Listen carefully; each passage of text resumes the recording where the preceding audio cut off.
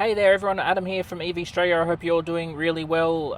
Time for another full self-driving supervised video, hoping we can improve upon both the video and audio in this video. Trying to still keep things simple, but still give you guys some of the detail that you need.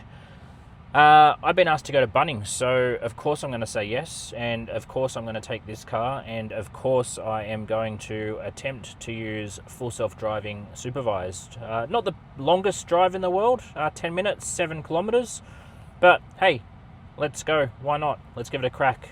Let's press and hold to start full self-driving.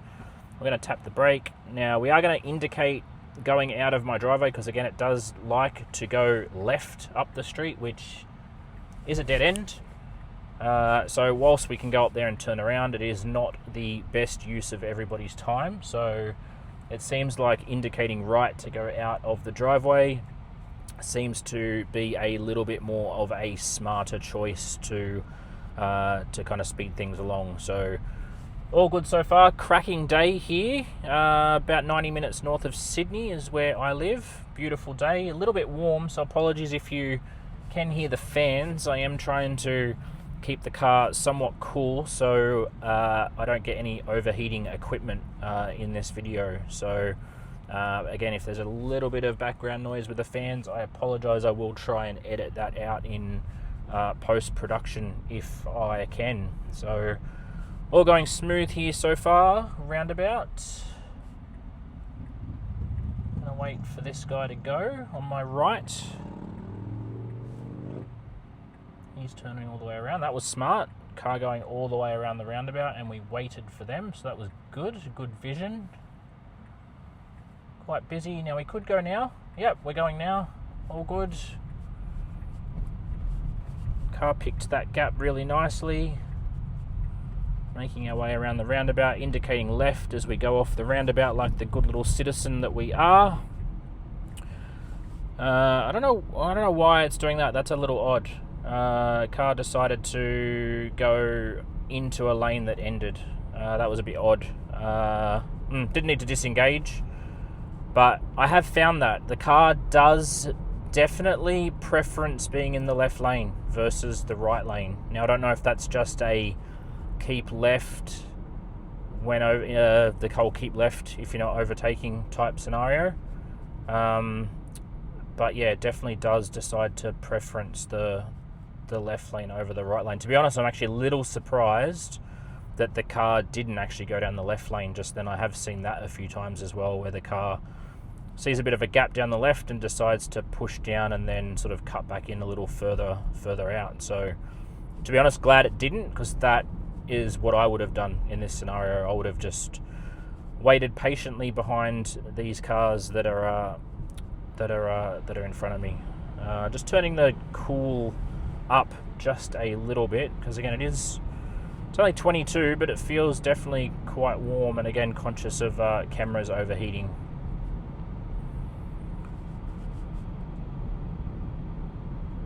But so far so good. I'm not expecting too many issues on this route. It is only, like I said, a relatively short one.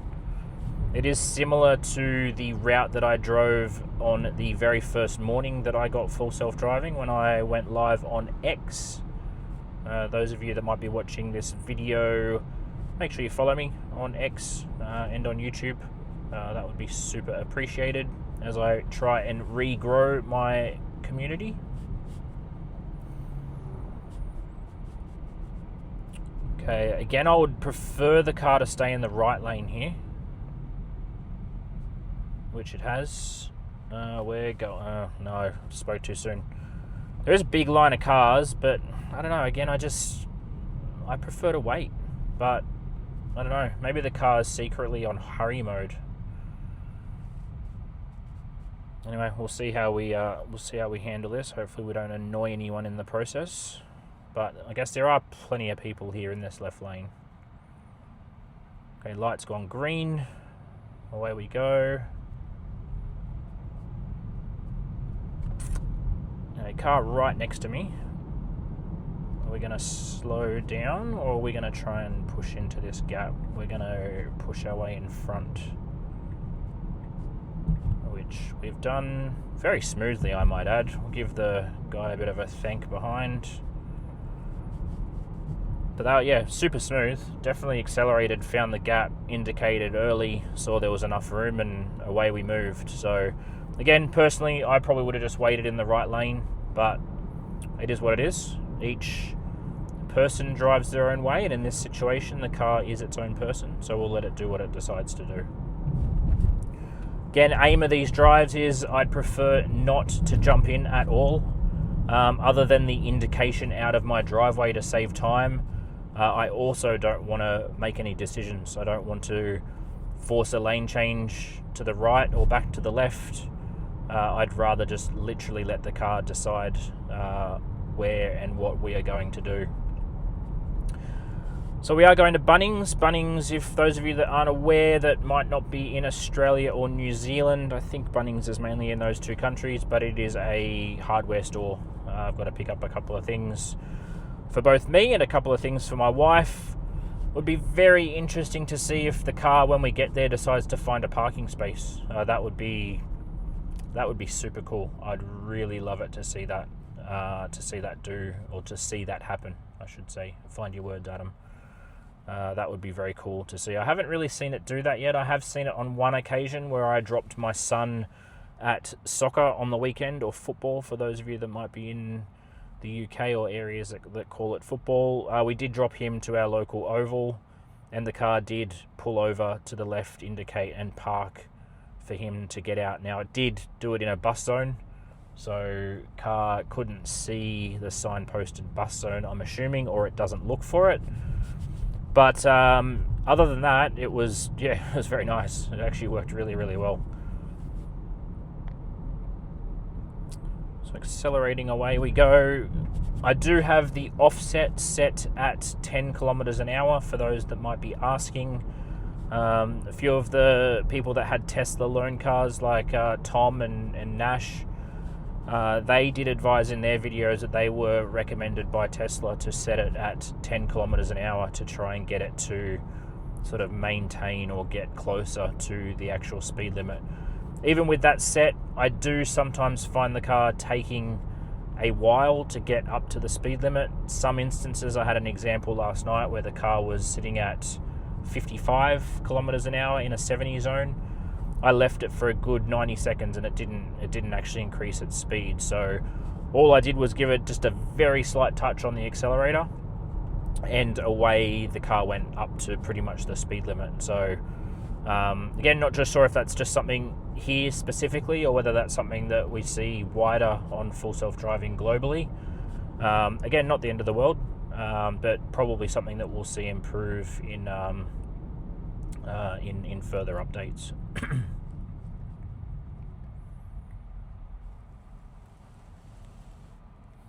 Alright, so coming up to a 2-lane roundabout here.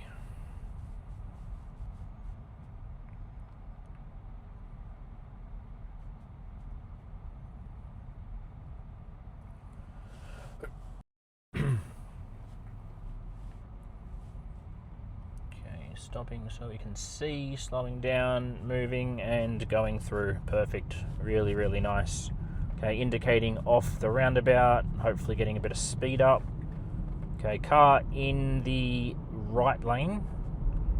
He's looking like he might speed up to try and... No, he's hanging back. I did just very briefly just give the accelerator a slight touch there, just so I didn't completely annoy the person behind me. But again, very slight. It's just to give the car a little bit of a nudge to say go. I know that sort of contradicts slightly me not getting involved, but if it's going to impact other people and annoying other drivers, I will slightly jump in. Not cause an intervention, but just try and ensure the car moves up in terms of its speed. Okay, not far away now, just 1 kilometer away. Just over this hill, we'll be making a turn at another roundabout.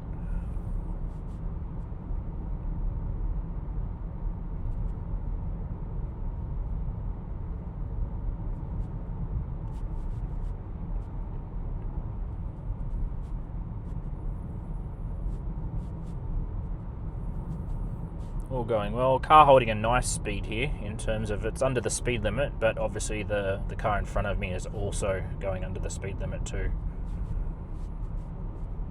Okay, so just past this orange car, I would suspect we're going to change lanes into the left lane. It's done it a little early in my opinion. I normally wait till I get to this section here and then indicate to move over. It's kind of done it just a little early. I might just log that one as a snapshot just for a bit of a review. Again, not terrible, but again, possibly could have waited just a smidgen longer before moving over. So hopefully, yeah, indicator on, that's good. We are turning left here. And pretty busy roundabout with a shopping centre just to the right of us here. Okay, we can go now. Yep, which we're going, very good. Okay, we should merge into the right lane now, which we didn't indicate, which I would have liked it to have done. Okay, Bunnings just here on the left at this roundabout now. Yep, we're going to go into the car park, so that's a promising sign. What are we going to do next? Now we do need to go left normally here, or we can go straight, but car's going left.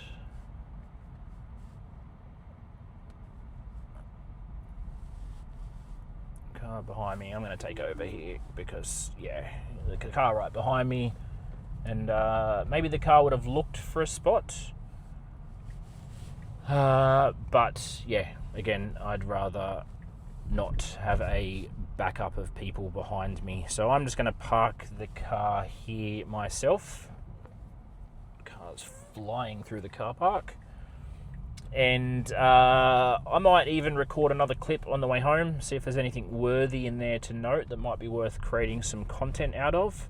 But yeah, pretty uneventful drive, to be honest. Worked pretty well. Couple of little tiny, again, I'm not going to say full self-driving's perfect, because if we did, it would be out for everyone, everywhere, on every hardware. So it does still have some little things it doesn't get right, but the importance is making sure that we're logging them to help the system learn and get better at it. So thank you for watching. Hope you liked the video. Again, albeit pretty brief, but another decent drive here with full self-driving version 13 here in Sydney, Australia. Thanks for watching. Take care. Have a great day. Bye for now.